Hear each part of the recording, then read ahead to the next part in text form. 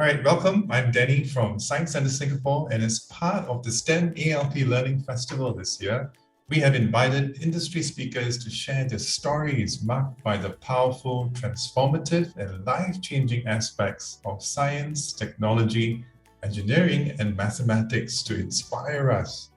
With me today, I have a wonderful guest, Ms Li Zhen, a technical lead in advanced robotics applications of ARTC. She has 5 years of working experience at A-Star and has been practicing yoga for a few years now. And of recent, she's become interested in home interior design and home automation. Li Zhen, nice to have you. How are you? Hi, hello everyone. I'm good and thank you for having me here. Great to have you here and sharing your experiences with us. Li Zhen, we're really curious about what you do and we'd really like to get to know you better. What you do at work and what are some of the qualities that are needed for the role, and any advice that you might have for those interested in a career in emerging technologies. So I'd like to pose you some questions. Okay, Li Zhen, I understand that you're a technical lead in advanced robotics applications at the Advanced Remanufacturing and Technology Center, ARTC. Could you break that down into simpler terms? What does being a technical lead in advanced robotics involve? Okay, so I've been with ARTC for the past 5 years, working on various projects in different industries, ranging from aerospace to biomedical, to manufacturing and logistics as well. So as Danny mentioned, I'm a technical lead in the mobility and collaboration team in the Advanced Robotics Applications group. So we mainly work on mobile robots, but also amongst other robots and also related capabilities. So to give an example of some of the mobile robots that you might have seen outdoors, those will be some that you have seen maybe in Changi Airport, those cleaning robots in Jewel, also those mainly used in hotels for delivery or surveillance outdoors. So these are mainly what we call service mobile robots used to fulfill a certain role. However, currently, most of our projects are using these mobile robots and trying to implement them in labs and factories where they mainly support in part delivery for manufacturing or perhaps moving heavy and large loads in the logistics sector.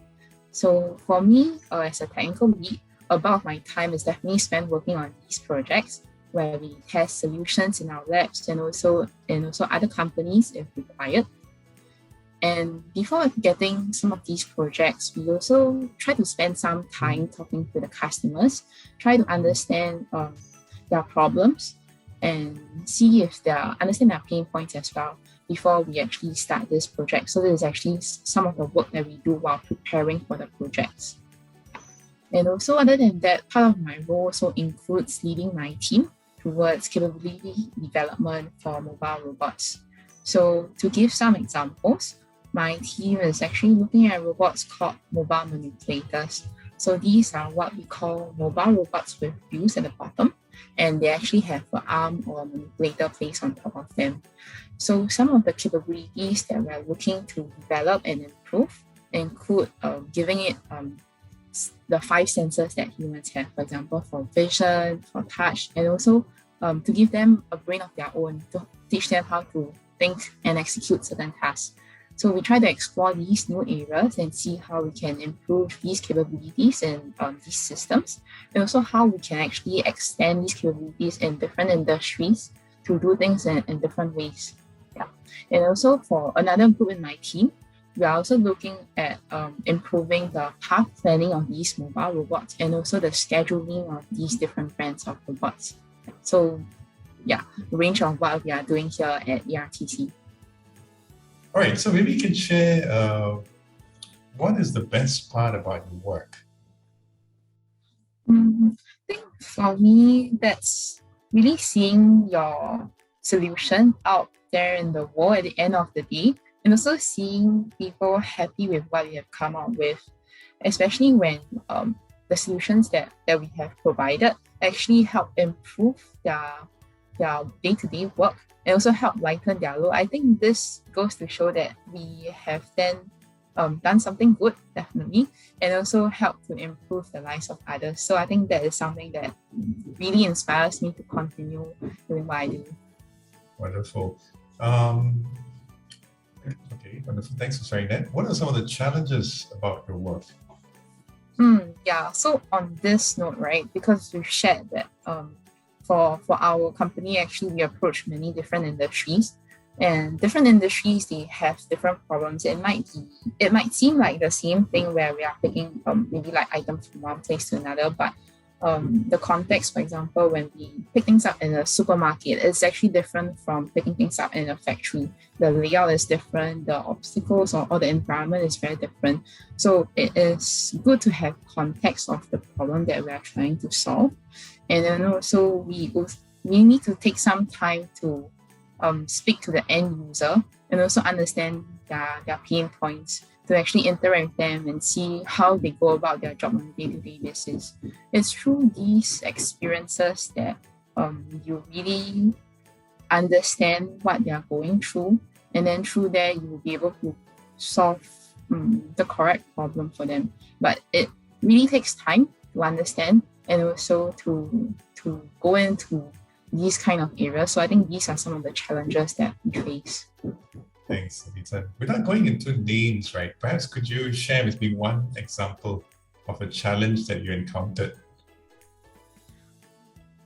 I think for this, I will have to maybe bring up my recent experience with the biomedical industry. So that's something new that I have not been working in until recently because of the COVID-19 pandemic. So back at the starting, we actually need to build up our capabilities in testing, tracing, and vaccination. So as part of the work that we're doing at A-Star, we've been supporting the government in these capabilities. So I'm actually very lucky and fortunate enough to be part of the team to develop the systems to do testing for all our swabs. So actually, this was an eye-opener for me because we've never really been exposed to the labs, especially the biomedical labs, some of the restrictions that they have maybe in terms of PPE, safety, things like that. So for the whole team, I think it took some time for us to actually understand first the workflow and what was the problem that we're trying to solve, and then also understanding certain challenges that they face and also how to bring about our previous experience over to the biomedical sector. So it's more about finding new ways to innovate and also trying to help them develop useful solutions to actually improve the testing capabilities. Right, Lisa. Okay, when you go over to friends' places or even to family, Chinese New Year or even other occasions over the weekend, just dropping in or catching up with friends, I'm sure when you share about the work that you do, some people would probably have the right idea about it, but I'm assuming that some wouldn't. Maybe you could share this. What are some of the common misconceptions that people have about your role or about your field that you would like to correct? So for us, whenever I explain that I'm an engineer, people will be thinking, oh, it's very dirty work. And then also if I tell them like I'm a programmer, you spend a lot of time in front of the computer just typing and coding. So part of it is true that you have to spend time coding and developing solutions. But actually, some of the time we also need to spend time working hands-on robots. So that's the part that they don't really see. Yeah, we actually need to spend a lot of time working on robots, machines, and also trying to debug our work. So I think that's some of the misconceptions that people think about having engineers. Yeah. Right. So you're basically telling me that it's not a sedentary desk-bound job. Because No, I myself was assuming really. it to be. Okay. It's a hands-on job as well. Yeah, because you need to actually sometimes be on site to see certain problems. Maybe you might have a certain idea of how the environment is like, but then when you prepare all your work and then you've done all your tests, maybe in simulation and it works fine, half the time when you actually bring it down to the factory or to other companies' labs, it usually does not work as intended. So time is required to actually sit down, test it out, be a bit more meticulous in your work and also checking every single detail before it actually gets implemented out. What inspired you to go this way to become an engineer? So for this, I've always liked solving problems, whether it's big or small, since young. And I've also liked making things with my hands. I feel like that really motivates me to continue on. So my first exposure with robotics was actually through a small introduction in my primary school for CCA. So where I saw that you could create endless solutions with just a standard set of like Lego parts, and also afterwards use them to solve different missions along the way. So it was from there that I actually realized, hey, this is something that I really like. I can actually create things with my hands and also use them to solve problems along the way. So it was through this where I continued to participate in robotics throughout my school days all the way to JC. So I also went for national competitions actually organized by Science Center, where I'm able to apply my knowledge to real life scenarios and also meet like-minded individuals in the community. And also from there, and representing Singapore in overseas competitions, I realized that hey, actually this is something that I can do for work and also as a career in the future. So slowly I realized, hey, maybe I can continue this and see where this works out, and maybe I can actually eventually see my work out there in the world. It sounds like a lot of it is intrinsically motivated, and discovered through your exposure, which is fantastic, I think. How did you prepare yourself for this role?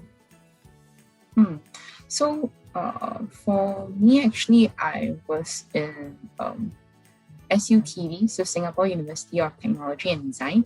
And through my university course, I actually took up courses related to robotics. And it also helped that for our school, we were a bit more hands-on in terms of the projects that we do. So we have a lot of different projects, and we were also encouraged to always try. And if we do feel at certain things, no problem, no worry. Just continue trying again and see how it goes along. So all these chances actually help to build up my experience for work, and I've tried to bring it across to working on projects in office as well. And I think also in this time and age, online courses definitely, such as those available in like Coursera or Udemy, they will definitely help to augment certain skills or knowledge that you might lack. And what advice would you give to those who are interested in a career in emerging technologies, especially for students that are listening in? I think it's important to never stop learning, and also to be open to try new things. Yeah, because the world is changing so fast that there's always better ways to improve and to do things. So always have that open mindset and be willing to explore. So with that, I really like to thank Li Zhen for that insightful sharing. I think I learned a lot from what she's shared. A lot of it, I think, transcends the various work industries that we can find ourselves in. And she's also very rooted, I think, even though she's quite accomplished as well. So thank you so much for your time today, Li Zhen. And I'm really looking forward, to the day that robot hits the market, where it's able to function with the 5 senses and to have a brain of its own, and to be able to think and execute tasks for itself, and to extend that in different applications. Yeah, that's exciting. So thank you for having me here. Most welcome. Thank you to viewers for tuning in. Today's session was co-organized by Pei Hwa Secondary School, STEM Inc., from Science Center Singapore, and the Ministry of Education Curriculum Planning and Development Division. We hope that all of you continue to have a great learning experience at the STEM ALP Learning Festival. Happy learning. This is Danny with my guest, Li Zhen, signing out. Bye-bye.